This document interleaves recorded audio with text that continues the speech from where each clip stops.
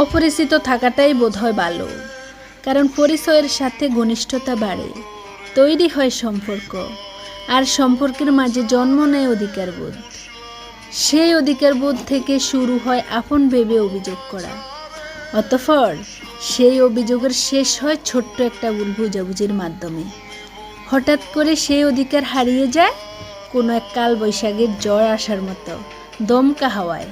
তারপর তৈরি হয় দূরত্ব, আর সেই দূরত্ব হয় নিজের ভালোর জন্য, নয়তো অপর মানুষটাকে মুক্তি দেওয়ার জন্য। এর থেকে অপরিচিত থাকাটাই ভালো।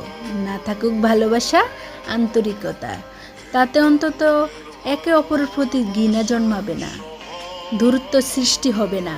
অপরিচিত ভেবে দুই একটা কথা হোক, কিন্তু তবুও কোনো ঘনিষ্ঠতার সম্পর্ক না হোক।